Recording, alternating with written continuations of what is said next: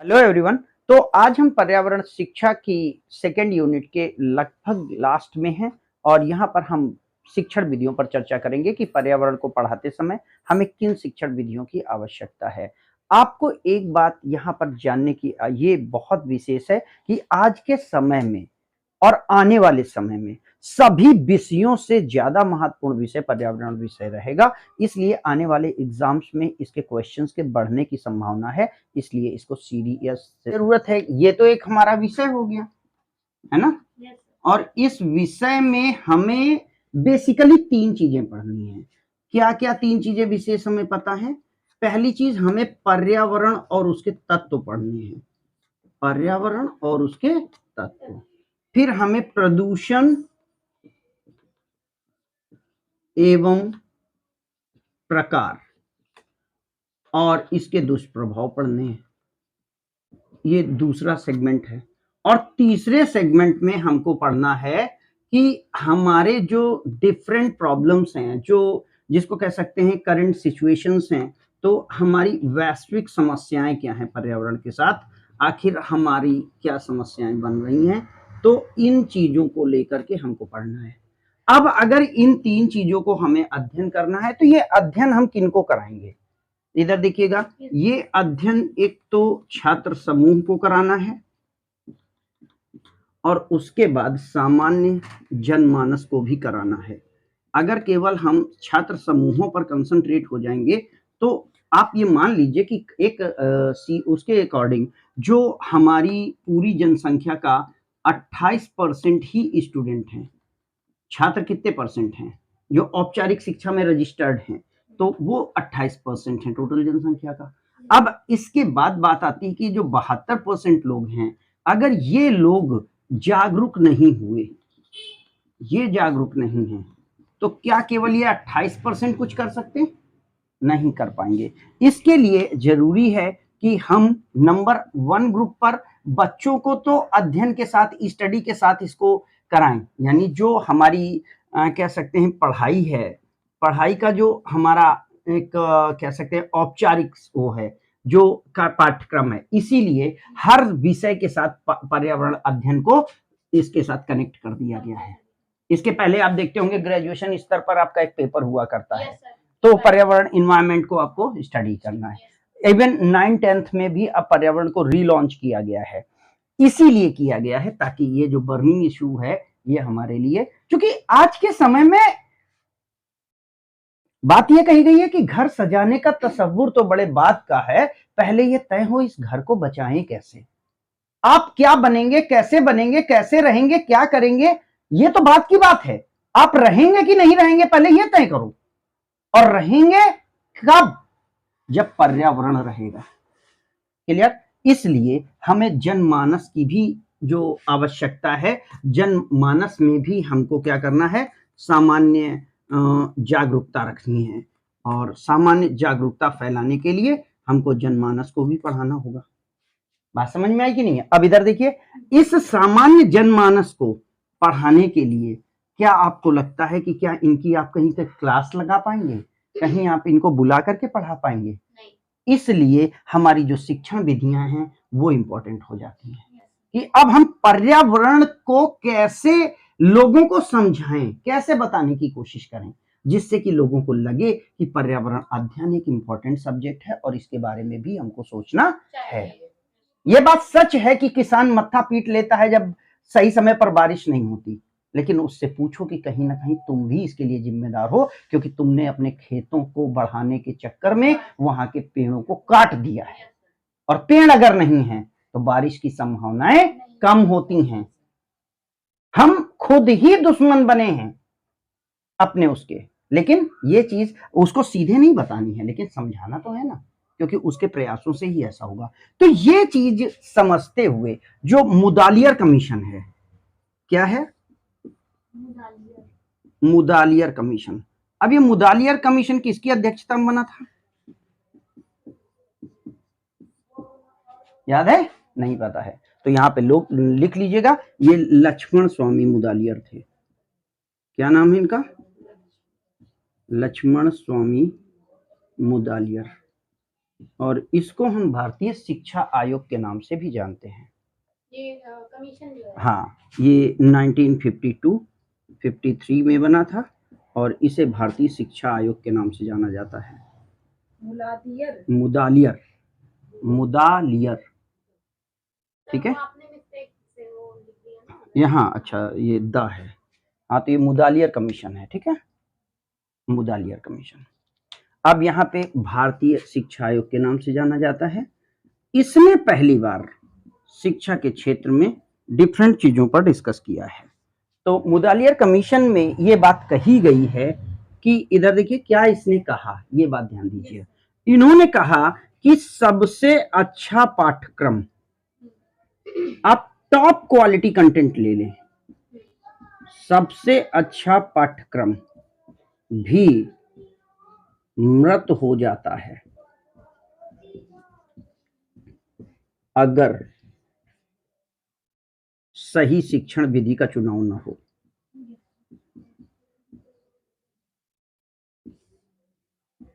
विधि का चुनाव न हो, मतलब इनके कहने का क्या हुआ, इनके कहने का क्या मतलब है। आप सभी जानते हैं कि जॉन डीवी ने ये बात कही है कि ये शिक्षक होता है ना, और यहाँ ये छात्र है और यहाँ ये पाठ्यक्रम है, यानी शिक्षण, छात्र और पाठ्यक्रम का एक ट्रायंगल बनता है, ठीक है।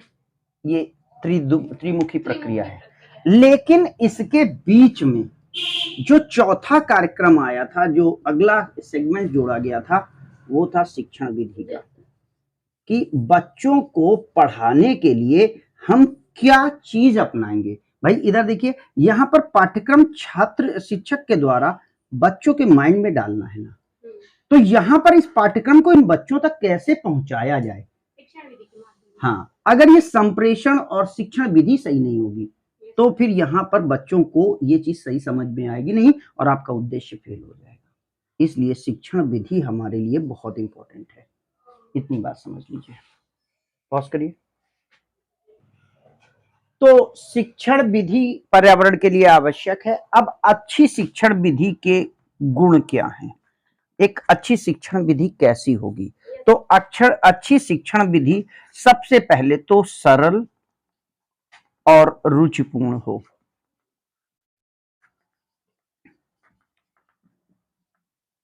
दूसरा है छात्र प्रतिक्रिया और सहभागिता संभव हो, मतलब ऐसी शिक्षण विधि हो जिसमें कि स्टूडेंट भी रिएक्ट कर सके। तीसरा है पाठ्य वस्तु केंद्रित हो, हवा में ना बात कर पाए आप। चौथा है कि इसके साथ आवश्यक सहायक सामग्री का प्रयोग हो, सहायक सामग्री का प्रयोग हो।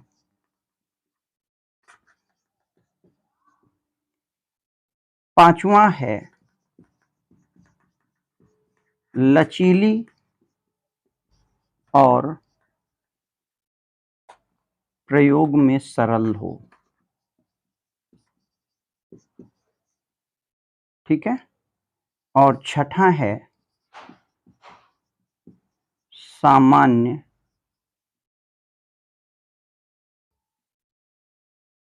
जीवन से संबंधित उदाहरणों का समन्वय हो।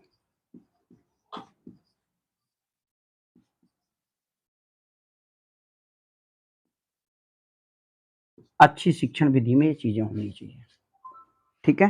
अब जैसे कि सामान्य जीवन से संबंधित हो और उदाहरणों का समन्वय हो, इसका क्या आशय हो रहा है, बाकी चीजें तो आपको साथ समझ में आ रही होंगी। यहाँ पर बात ये समझिए कि अगर आप बच्चों को चांद के बारे में और किसी ग्रह के बारे में, किसी प्लैनेट के बारे में, किसी ऐसी चीज के बारे में बता रहे हो जो बच्चे जानते ही नहीं है, तो बच्चे क्या जानने की कोशिश करेंगे, नहीं समझ पाएंगे, क्योंकि उनके जीवन से वो चीज जुड़ी नहीं है। तो आपको सामान्य पर्यावरण परिवेश से उनको जोड़ना पड़ेगा। बात समझ में आ रही कि नहीं? आज जैसे कि हम अपनी कक्षा में जब बच्चों को पढ़ा रहे थे, तो आज का हमारा प्रैक्टिकल था, उसके थोड़े अंश मैं डालूंगा इस वीडियो में, कि मैं बच्चों में कक्षा 1 के बच्चों को, ध्यान दीजिएगा, पर्यावरण पढ़ा रहा था। कक्षा 1 के बच्चों को पर्यावरण पढ़ाना मजाक नहीं लग रहा है? क्या समझाओगे, कैसे समझाओगे? सर जो बच्चों को कुछ पता ही नहीं है तो क्या समझाएंगे, कैसे समझाएंगे? देखिएगा वीडियो में, मैंने उनको चौक घुल जाएगी और पत्ती भी तैरेगी। तो अब सब लोग ब्लैक बोर्ड पर देखो, ब्लैक बोर्ड पर चलिए, देखिए ब्लैक बोर्ड पर, ये देखो, एक मिनट, घुलने वाली चीजों में क्या क्या था, क्या क्या पानी में घुला था? बैठ जाओ पहले, सब बैठ जाओ, बैठ जाओ।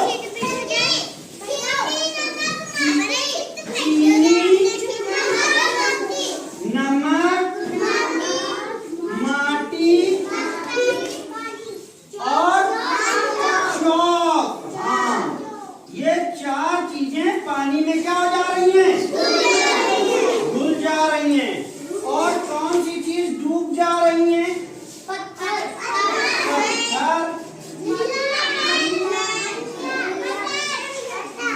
कांच का गोला, है ना? कांच का गोला क्या हुआ था? डूब गया था। और कटर, यानी कटर भी डूब गया था। और हाँ? क्या? अच्छा, कैरम की गोटी, कैरम की गोटी डूब गई थी। और प्लास्टिक का टुकड़ा, प्लास्टिक का टुकड़ा डूबा था कि तैरा था? तैरा था। तो नहीं लिखेंगे, ध्यान दिया करो भाई। पत्ती क्या कर रही थी? तैरी थी। तो यहाँ पर तैरने वालों में अब लिखते हैं, तैरने वालों में क्या क्या है? कागज, हाँ? पत्ती, लकड़ी,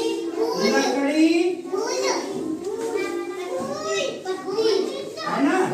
लकड़ी सर लड़की और फूल की पत्ती, है ना? लड़की लिख दिया भाई। बताया था, मैंने बताया था पानी में घुलनशील क्या चीज है, पानी में घुलना, क्या घुलता है, क्या तैरता है, क्या डूबता है, क्या बैठता है, ये मैंने प्रैक्टिकल दिखाया है अपने बच्चों को। और अब उसी के बाद जब कक्षा 1 के बच्चों से मैं पूछ रहा हूं बेटा पानी में क्या क्या घुल जाता है, तो उन्होंने साफ जवाब दिया, सर मिट्टी घुल रही है, नमक घुल रहा है, चीनी घुल रही है, चौक घुल रहा है। तो बेटा अगर मिट्टी पानी में घुल रहा है तो गंदा हो रहा है ना। बच्चों को ये चीज समझानी है, पानी में चीजें कचरा डालोगे गंदा हो रहा है ना, पानी में कुछ। तो अब हम प्रमुख शिक्षण विधियों पर चर्चा कर रहे हैं कि जो हमारी आपकी पर्यावरण है, पर्यावरण में कौन सी शिक्षण विधियां हैं जिन पर हम प्रयोग कर सकते हैं। तो यहां पर पहली शिक्षण विधि है सेमिनार। बहुत इंपॉर्टेंट क्वेश्चन है, ये याद रखिएगा, इससे पक्का पक्का आपको एक क्वेश्चन मिलेगा।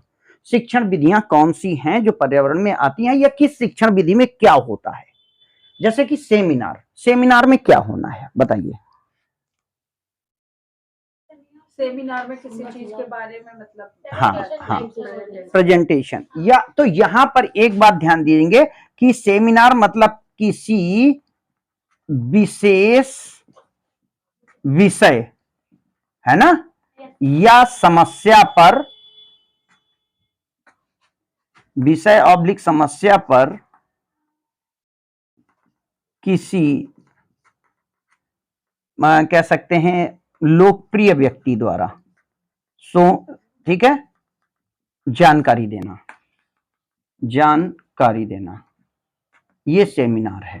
अब सेमिनार को हम किन किन जगहों पर यूज कर सकते हैं, जैसे नहीं ऐसा नहीं है, मतलब विषय इसके विषय कौन से हो सकते हैं, किन विषयों पर, मतलब कैसे पर्यावरण की किन चीजों को पढ़ाते समय हम सेमिनार का यूज करेंगे। तो अब देखिए यहां पर, जैसे देखिएगा इधर हम जो तुम्हारी हरित गृह प्रभाव थी, हरित गृह प्रभाव है ना, एसिड रेन है यानी अम्ल वर्षा है,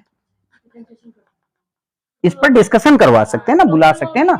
और एसिड रेन, हरित गृह प्रभाव हो तो गया, ग्लोबल वार्मिंग, अम्ल वर्षा हो गई। अब ओजोन, ओजोन क्षरण, ओजोन क्षरण है ना। अब जैसे है किसी विशेष क्षेत्र में, किसी विशेष स्थान, जैसे विशेष स्थान में क्या आ सकता है, एमपी एरिया आ सकता है। तो विशेष स्थान में संसाधन की कमी, जैसे जल और वायु का प्रदूषण, किसी भी जगह पर, जैसे कि बाई चांस कोई जगह है जहाँ पे पोल्यूशन ज़्यादा है, वेस्ट बंगाल में जैसे जो फैक्ट्रीज हैं, झारखंड का जैसे एटमॉस्फेयर है, तो वहाँ पर हम चर्चा कर सकते हैं। और एक और सेमिनार का मतलब ये हो सकता है कि सेमिनार में और चीजें क्या आ सकती हैं, तो करंट विषय हो सकता है, जैसे कि पर्यावरण संबंधी कानून हो। अगर हमें किसी संबंधी कानूनों पर चर्चा करना है तो उसके लिए सेमिनार भी हमारा कानूनों पर कह सकते हैं कि चर्चा करना, तो ये भी हमारा एक उसका बहुत अच्छा विषय हो सकता है। और यहाँ पे जन सामान्य की सहभागिता, जन सामान्य की सहभागिता और उपयोगिता, मतलब वही बात आती है कि इस पे हम, अगर जैसे जल संचय है, जल संचय आपको क्या लगता है एक व्यक्ति के बचाने से बच जाएगा क्या? हमको ये बताना होगा कि जब तक ये जन आंदोलन नहीं बनेगा, हर व्यक्ति इसे अपनी समस्या समझ के नहीं आगे आएगा, तब तक हम इस समस्या से निजात नहीं पाएंगे। जैसे कोरोना एक समय पे कैसी समस्या बन गई थी, कॉमन समस्या। और बात यह है ना, जैसे कहा जाता है ना कि बिजली जब सबकी जाएगी तो जल्दी आएगी, अगर किसी एक घर की गई है तो नहीं आएगी। ये ऐसे ही ये समस्या जब तक सबकी समस्या नहीं हो जाएगी तब तक सब काम नहीं करेंगे। तो इस तरीके की अगर विधियां आप यूज करेंगे, इस तरीके की विधियों को करेंगे, तो आप इन विधियों को प्रयोग करते हुए आप संगोष्ठी का आयोजन कर सकते हैं। इसका ज्ञानात्मक उद्देश्य होता है, लोगों का ज्ञानात्मक वो करना, ज्ञानात्मक उद्देश्य होता है, प्रचार प्रसार उद्देश्य होता है इसका, और सामान्य जागरूकता इसका उद्देश्य होता है। अगर बात आती है संगोष्ठी के हमारे क्या उद्देश्य हैं, तो सामान्य जागरूकता विकसित करना, तो ये इसके क्या हो जाएंगे, संगोष्ठी के उद्देश्य हो जाएंगे। समझ में आया नहीं आया? अब संगोष्ठी के गुण क्या हैं, इसके गुण क्या हैं, तो गुणों में अगर हम देखें, यहीं पर एक लाइन में मैं गुण लिखे दे रहा हूं, ये सरल है, आयोजन आसान है, कम खर्चीली है और उपयोगी है, मतलब आसानी से इसको किया जा सकता है और इससे चीजें आ सकती हैं। ठीक है ना, तो इतनी चीजें हमारी संगोष्ठी पर आपको समझ में आ गई होंगी। ठीक है ना, अब दूसरी सी बात करते हैं, वर्कशॉप। वर्कशॉप क्या है? तो वर्कशॉप को कैसे हम यूज करते हैं, कार्यशाला और वर्कशॉप। ठीक है, तो इसका मतलब है किसी विषय विशेष पर अध्ययन, शोध, चर्चा और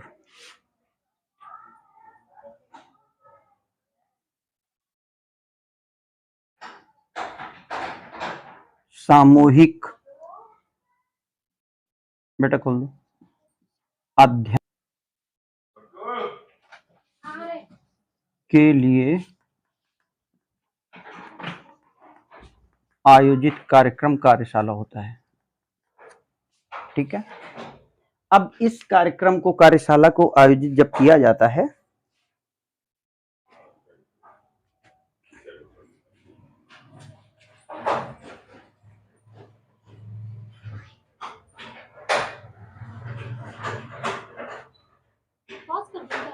नहीं कर दिया है क्या, चलने दो चलने दो, कट कर देंगे ना। कार्यशाला के उद्देश्य विषय क्या हो जाएंगे, जैसे इसके विषय हैं वैसे ही इसके विषय भी होंगे। कार्यशाला में कौन कौन से विषय हो सकते हैं, तो विषयों में देखेंगे आप, तो पहले चीज हो सकती है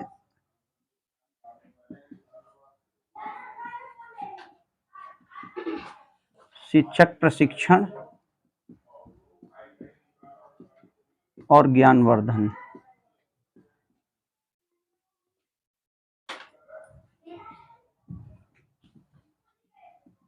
विषय विशेष पर चर्चा, जैसे परिस्थितिकी,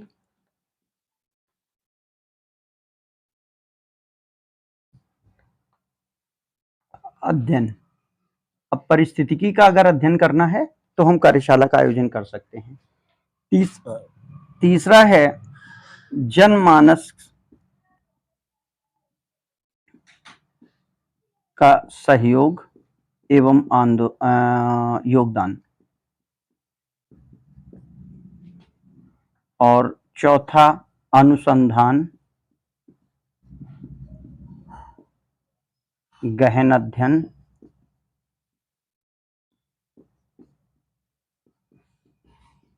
और विशेष चर्चा। इसके लिए कार्यशाला का आयोजन किया जाएगा। अब हम कार्यशाला जो वर्कशॉप हमारा है इसमें क्या क्वालिटी हैं, तो इनके गुणों पर चर्चा अगर करें तो कार्यशाला कैसी है। कार्यशाला का सबसे आसान काम है कि कार्यशाला में समन्वित ज्ञान होता है। समन्वित ज्ञान, समन्वित ज्ञान का मतलब क्या होता है? मिलकर सीखना। हाँ, इसको बहुत इंपॉर्टेंट समझ लीजिएगा, मिलकर सीखना। ये कार्यशाला इसीलिए सबसे ऊपर हो जाती है। कार्यशाला में जरूरी नहीं कि जो आया है सिखाने वही सिखाएगा। कार्यशाला का मतलब जितने भी लोग हैं वो अपनी बात भी कह सकते हैं और विशेष नॉलेज आ सकता है। तो कार्यशाला का आयोजन मतलब है समन्वित ज्ञान है। और दूसरे लेवल पर बात यह आती है कि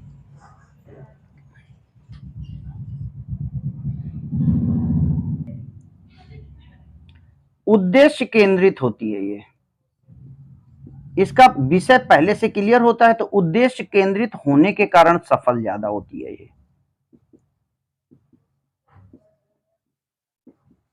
ठीक है। और तीसरा पॉइंट ये आ जाता है कि ये आसान है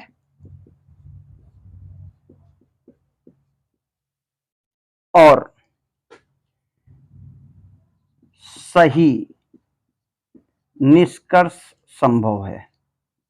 कार्यशाला में चूंकि सब लोग मिलकर सीखते हैं और सब लोग अपनी विषय की बात करते हैं तो ये चीज आ जाती है। ठीक है। अब समस्या समाधान को देखें। समस्या समाधान क्या है? तो समस्या समाधान में किसी एक गंभीर विषय को लेकर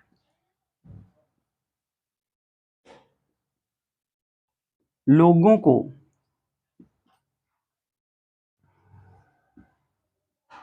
उसके समाधान खोजने को कहना। अब यहां पर समस्या समाधान प्रॉब्लम सॉल्विंग होती है तो समस्या समाधान में आप क्या कर सकते हैं? देखिए एक बात ध्यान दीजिएगा, जैसे यहां पर हम बच्चों की बात कर लें तो विषय में क्या क्या आ सकता है। तो अगर हम स्कूल की बात करें, इधर देखिएगा, स्कूल की बात करें तो इसको जैसे कि हम छात्र लेवल पर जब देखें तो हो सकता है कि छात्रों में हम बात करें विद्यालय में सफाई कैसे हो। यही जब हम सामान्य जनता में बात करेंगे, अगर मान लीजिए गांव में हम बात कर रहे हैं तो यही चीज हो जाएगी, गांव में सफाई कैसे हो, है ना। अब यहां पे विद्यालय में पानी, हवा, खेल का मैदान और साइकिल सुरक्षा, इस तरीके की समस्या अगर आ रही है तो आप बच्चों को से पूछ सकते हो कि भाई ये समस्या है, बताओ कैसे इसको पूरा किया जा सकता है। ऐसे ही गांव में रास्ता, पानी निकास, बाजार व्यवस्था, इसकी बात की जा सकती है कि भाई ये समस्या आ रही है, इसके लिए बताओ आप लोग कैसे क्या कर सकते हो। और समस्या क्या हो सकती है? बच्चों में जैसे बात आती है कि एक समस्या हो सकती है बच्चों में कि जैसे किसी बच्चे के पास पैसा नहीं है, पैसा ना होना, गरीबी है किसी के पास, या किसी की कोई समस्या आ जाती है, जैसे कोई व्यक्ति परेशान हो जाता है। और यही चीज सामान्य जनता में क्या हो सकती है, जैसे कि सामान्य समस्या किसी के साथ आ रही है, जैसे कि हमारे यहाँ एक हम लोग टीचर हैं, तो हम लोगों ने टीचर सेल्फ केयर TSCT नाम से एक ऑर्गेनाइजेशन तैयार किया है हमारे श्री विवेकानंद जी ने, जिसमें कि क्या है कि सरकारी शिक्षक को आप ये समझ लीजिए मात्र हम लोग 50 रुपए अब इस समय कंट्रीब्यूट कर रहे हैं। शुरुआत में 100 हुआ था, 30 लाख रुपए से ज्यादा की सहायता उसके परिवार को मिलती है अगर उसकी डेथ हो जाती है। तो ये आज तक के समय में सबसे बड़ी मदद है। तो जैसे बाई चांस सामान्य व्यक्ति मान लीजिए किसी समाज में है और उस समाज में काम करने वाले लोगों की समस्या है कि अचानक उनका अर्निंग मेंबर दिक्कत में आ जा रहा है, तो क्या उस परिवार को कौन कैसे मैनेज करेगा? इसी को हम सामाजिक सुरक्षा का नाम देते हैं। ये ध्यान रखना, इसको बेटा हम सामाजिक सुरक्षा कहते हैं। नहीं, अलग से सामाजिक सुरक्षा एक कॉन्सेप्ट है कि जैसे आज आप कमा रहे हैं, तो आप जब कमा रहे हैं तब तो आपको केयर करने की आवश्यकता है ही नहीं, आपका परिवार सही चलेगा। बट सामाजिक सुरक्षा का मामला ये है कि जैसे आज अचानक भूकंप आ जाए तो कल तो अर्निंग बंद हो जाएगी ना, और पता नहीं कौन बचेगा कौन नहीं बचेगा। तो आपके बाद आपका परिवार कैसे सुरक्षित रहेगा, इस बात की क्या गारंटी है? आपके बाद आपके परिवार की क्या सुरक्षा है, इसकी क्या गारंटी है? आपके बेड पर आ जाने पर आपके परिवार की क्या गारंटी है? तो इसको अगर हम पहले से चर्चा कर लें तो किया जा सकता है कि भाई हम सारे लोग मिलकर के कंट्रीब्यूट करेंगे। जैसे कि हम मान लीजिए हमारा जो हम लोगों का टारगेट है, अब तक हम लोग शायद 60,000 से ऊपर के मेंबर हैं। अब 60,000 मेंबर समझ लीजिए 50-50 रुपए देगा तो कितना हो जाएगा, और वो डायरेक्ट उस व्यक्ति के अकाउंट में जाता है जिस व्यक्ति के यहाँ प्रॉब्लम हुई है। तो कोई भी बीच में कमीशन और बाकी सारी चीजों की बात नहीं है। अब ये समझ लीजिए कि अगर 50 रुपए दे रहे हैं आप तो कितना प्रभाव पड़ता है आप पर? कुछ नहीं पड़ता। तो ये एक प्रॉब्लम सॉल्विंग मेथड है। आपके सामने समस्या रखी जाती है और फिर आपसे कहा जाता है कि बताइए इसका क्या हल हो सकता है। जब आप खुद तरह तरह के हल सोचेंगे, फिर देखिए क्या उससे हल निकला, नहीं निकला तो फिर इसका मतलब वो चीज सही नहीं है, फिर किसी जगह पर तो जाकर के हल निकलेगा ना। तो इस तरीके से बच्चों को हम पर्यावरण के बारे में खेल और समस्या समाधान विधि के द्वारा समझा सकते हैं। और इसके जो उद्देश्य हैं, इसमें सबसे पहले ये सरल है, इसमें छात्र प्रतिभागिता है, जो हम लोगों ने पीछे पढ़ा था ना कि प्रतिभागिता के ऑप्शन ज्यादा होने चाहिए, है ना। और तीसरा है कि ये उपयोगी है, और चौथा है ये क्रियात्मक पहलू है, क्रियात्मक पहलू या हल देती है, तो इसलिए बहुत उपयोगी है। कौन? समस्या समाधान, ठीक है ना। और अब समस्या समाधान के बाद हम बहुत ज्यादा, चूंकि इसको लंबा नहीं करना चाहते हैं, समस्या समाधान के बाद पर्यटन विधि है। इधर देखिए, पर्यटन विधि के का क्या मतलब है? किसी विशेष स्थान पर जाकर के वहां की समस्या समझना, किसी विशेष स्थान पर जाकर वहां की समस्या का आकलन करना।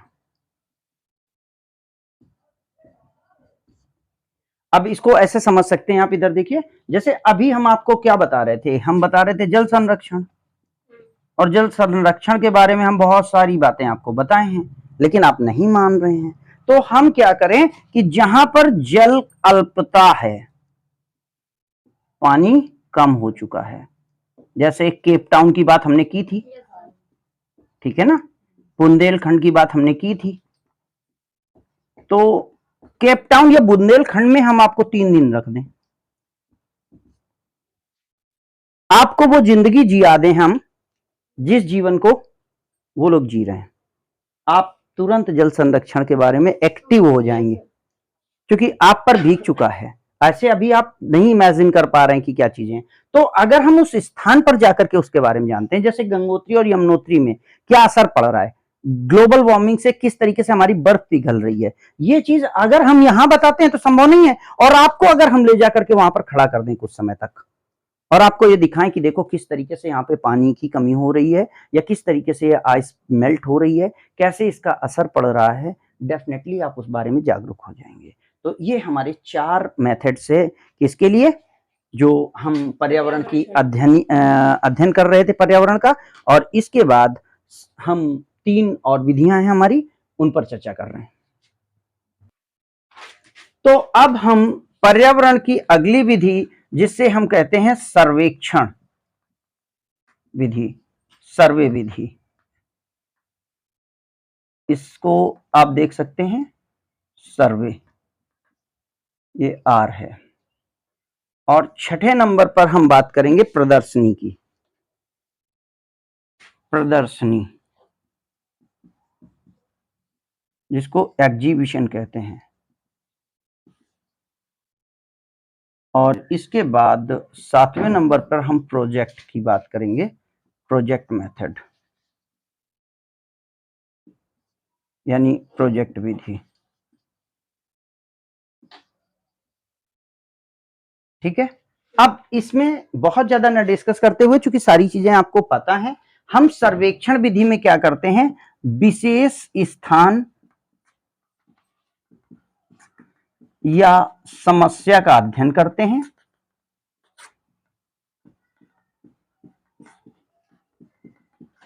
और संबंधित उद्देश्य जो हमें पूरा करना है का डेटा या उसकी संबंधित उद्देश्य का डाटा संकलित करते हैं, इकट्ठा करते हैं। संकलित करना ये किस तरीके के विषय में हो सकता है, यहां पर जीव जंतु का विलुप्त होना, एक मिनट, जीव जंतु का विलुप्त होना, कौन सी प्रजाति खत्म हो गई है, कौन सी प्रजाति हो गई है। दूसरी चीज जैसे सर्वेक्षण करना है, तो आप सर्वेक्षण कर सकते हैं। हमने आपसे कहा कि आप 100 परिवारों का सर्वेक्षण करके बताइए,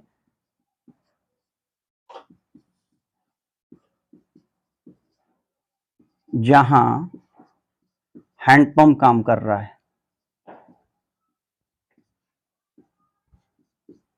मतलब आपको क्या करना है कि 100 परिवार आपको देखने हैं, कोई भी 100 परिवार आप टिक करने हैं और आपको बताना है 100 में से कितने ऐसे परिवार हैं जहां पर हैंडपंप काम कर रहा है आज के समय में। आपको क्या लगता है कितने होंगे? तो हार्डली हम 5 या 10% पाएंगे। तो 5 या 10% केवल हैंडपंप अब काम कर पा रहे हैं। अब इस ऐसी स्थिति आगे समरसेबल की आएगी। पहले तो लोगों के घर में हैंडपैप लगे थे, वो वाले, फिर वो पतले वाले जो नहीं था मोटर, मालूम है, बता रहा हूं, तभी मैं कह रहा हूं। तो ये चीजें सर्वेक्षण में आएंगी जब इसको आप देखेंगे, ठीक है ना। तो ये आ जाता है। प्रदर्शनी क्या है? विषय विशेष से संबंधित जानकारी,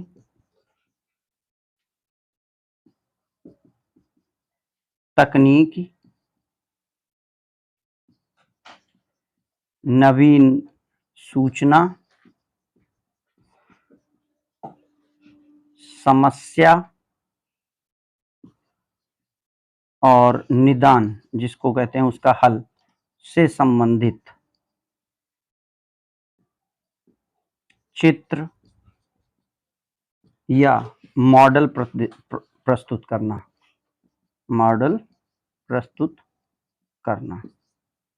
अब इसमें क्या हो सकता है, इसमें डिफरेंट चक्रों की जानकारी हो सकती है, जैसे ऑक्सीजन चक्र क्या है, जल चक्र क्या है, जल, कार्बन, ऑक्सीजन, इनको आप अगर शो करना चाहते हैं तो वो इससे हो सकता है, ठीक है। और इसके अलावा हम जैसे डिफरेंट परिस्थितियों का वर्णन कर सकते हैं, जैसे तकनीकी है, जैसे जल संरक्षण है, तो जल संरक्षण कैसे किया जाएगा, डैम कैसे, बांध कैसे काम करते हैं ये बता सकते हैं, बांध का काम, और ऊर्जा के संसाधनों पर हम चर्चा कर सकते हैं।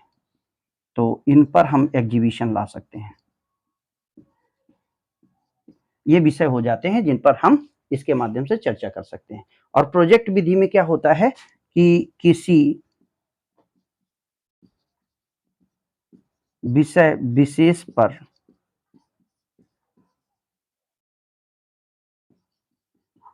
पहले से तय कार्यक्रम के अनुसार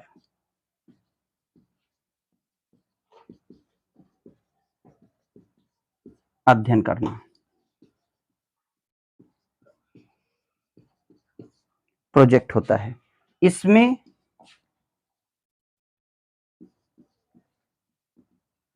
समस्या, कारण, आंकड़ा संग्रह, परिकल्पना निर्माण,